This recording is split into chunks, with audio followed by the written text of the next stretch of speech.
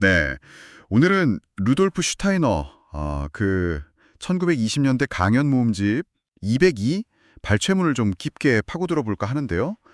인간하고 우주가 어떻게 연결되어 있는지 슈타이너의 시각이 상당히 독특하더라고요. 네, 맞아요. 이게 그냥 현대 과학적 관점하고는 뭐랄까 결이 좀 많이 다르죠. 슈타이너는 인간을 그냥 생물학적인 존재 그 이상으로 봤어요. 그 이상이라면 구체적으로 어떤? 그러니까 인간의 형태, 뭐 영혼, 심지어 우리가 하는 어떤 도덕적인 선택 같은 것까지 전부 다 우주의 거대한 흐름하고 연결되어 있다고 본 거죠. 아, 스케일이 엄청나네요. 그렇죠. 그래서 오늘 이 자료들 보면서 슈타이너의 핵심 생각들, 특히 인간이 과거, 현재, 미래, 그리고 우주 전체와 어떻게 연결되는지 그 통찰을 좀 나눠보려고 합니다. 이게 좀 복잡할 수 있는데 들으시는 분들이 핵심 의미를 잘 파악하실 수 있도록 돕는 게 저희 목표입니다. 좋습니다. 그럼 첫 번째, 인간의 몸 자체가 우주를 담고 있다. 이 생각부터 시작해 볼까요? 특히 머리 형태에 대한 설명이 전 좀 인상 깊었어요. 네, 그게 슈타이너의 핵심 통찰 중 하나인데요. 우리 몸이 그냥 유기체가 아니라 뭐랄까 우주의 과거랑 미래를 담고 있는 살아있는 기록이라는 거예요. 살아있는 기록이요? 네. 예를 들어 인간의 머리는 과거 우주 진화 단계, 슈타이너가 뭐 토성 시대, 태양 시대, 달 시대 이렇게 부른 영적인 진화 시기의 결과물로 봤어요. 좀 더 들어가면요. 이전 생에서의 팔다리 조직 있죠?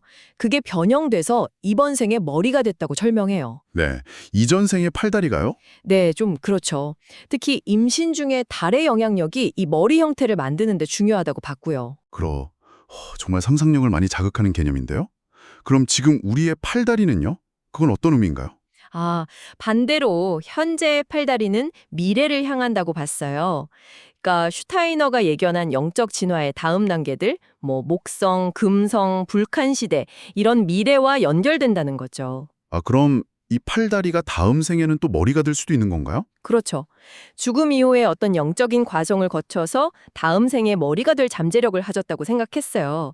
근데 재미있는 건 현재 지구에서의 리듬 체계, 그러니까 가슴이나 호흡, 심장 박동 같은 거요. 이것만이 진짜 지구적 인간의 현재 상태를 반영한다고 봤습니다. 와, 그러니까 머리는 과거, 팔다리는 미래, 가슴은 현재. 이렇게 연결된다는 거군요. 되게 구조적이네요. 이게 영혼에 대한 이해로도 좀 이어지는 것 같아요. 영혼도 세 부분이라고 하셨죠? 그렇습니다. 몸처럼 영혼도 3중 구조로 이해했어요. 첫째가 사고, 그러니까 생각이나 관념인데요. 이건 머리랑 연결되고 우주적이고 과거지향적이고 아름다움과 관련된다고 봤고요. 아름다움이요? 네, 둘째는 의지인데 이건 팔다리랑 연결되고 지구적이고 미래지향적이고 힘과 관련된다고 설명했고요. 그럼 그 사고와 의지, 아름다움과 힘 사이를 연결하는 건 뭔가요? 그게 바로 감정입니다. 감정은 이 가슴의 리듬 체계랑 연결되고 현재에 초점을 맞추면서 지혜와 관련된다고 봤어요. 아, 지혜. 네. 더 나아가서 슈타이너는 이 영혼의 삼중 구조가 사회 질서에도 그대로 반영된다고 주장했어요. 예를 들면 깨어있는 의식 상태인 사고는 자유로운 정신문화 생활과 연결되고요. 네. 약간 꿈꾸는 듯한 의식 상태인 감정은 평등한 권리나 법률 생활과 그리고 깊은 잠 같은 의식 상태인 의지는 형제애적인 경제 생활과 이렇게 각각 연결된다고 봤습니다. 이야, 개인의 영혼 구조가 사회 구조까지 이어진다니 이것도 참 흥미로운 발상이네요. 슈타이너가 이런 개념들을 설명할 때 빛이나 어둠 같은 상징적인 표현도 썼다고 들었어요.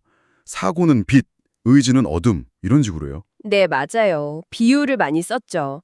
사고를 빛으로, 의지를 어둠 또는 물질로 봤어요. 빛 속의 사고는 뭐랄까 점점 사라져가는 과거, 고대 페르시아 신화에 나오는 아우라 마즈다오, 선의 원리 같은 걸 상징한다고 봤고요. 아우라 마즈다오? 네, 반대로 어둠 속의 의지는 새롭게 만들어지는 미래, 악의 원리로 묘사되는 아흐리만을 나타낸다고 해석했습니다. 그렇다면 이 빛과 어둠, 과거와 미래 사이에서 우리 인간의 역할은 뭘까요? 특히 그 도덕성, 이걸 되게 강조했던 것 같은데요. 바로 그 지점이 슈타이너 사상의 어떻게 보면 가장 중요한 부분 중 하나예요. 그는 도덕적 이상, 그러니까 우리가 선을 행하려고 하는 그 마음 있잖아요.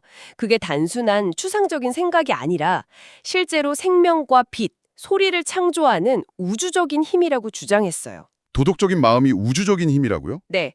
반대로 그냥 순수하게 이론적이고 지적인 생각만으로는 오히려 이 창조력을 파괴할 수도 있다고 봤죠. 이건 당시 과학계, 물질 보존 법칙 같은 관념의 정면으로 도전하는 생각이었어요. 그렇죠. 완전히 다른 이야기네요. 네. 도덕적인 사기 질서가 실제로 존재하고 심지어 새로운 자연 질서를 만들어낼 수도 있다는 거예요.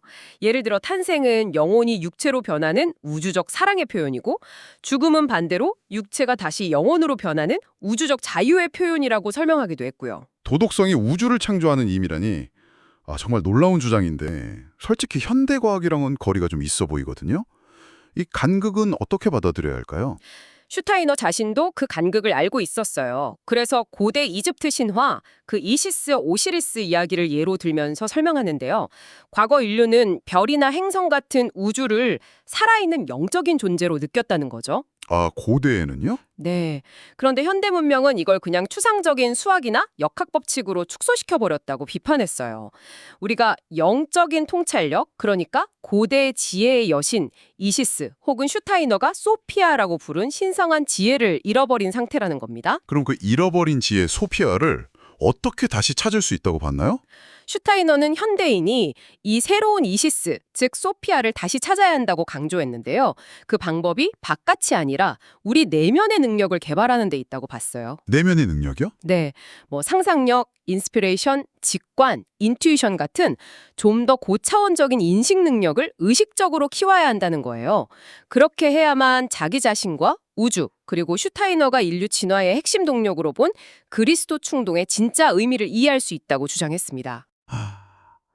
슈타이너의 관점을 쭉 따라가 보니까 인간 존재가 정말 거대하고 어떻게 보면 좀 신비로운 이야기의 일부처럼 느껴지네요. 우리의 생각이나 도덕적인 선택 하나하나가 그냥 개인적인 걸 넘어서서 우주적인 차원의 결과를 알 수도 있다는 그의 주장은 정말 많은 생각을 하게 만드는 것 같습니다. 정말 그렇죠.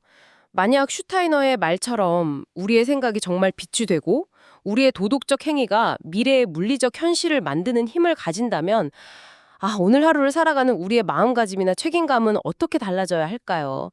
이 질문이야말로 어쩌면 슈타이너가 우리에게 던지는 가장 큰 화두가 아닐까 그런 생각이 드네요. 네, 이 깊은 질문을 한번 스스로에게 던져보시길 바라면서요. 오늘 슈타이너의 세계에 대한 깊은 이야기 여기서 마무리하겠습니다. 다음 시간에 또 다른 흥미로운 주제로 찾아뵙겠습니다.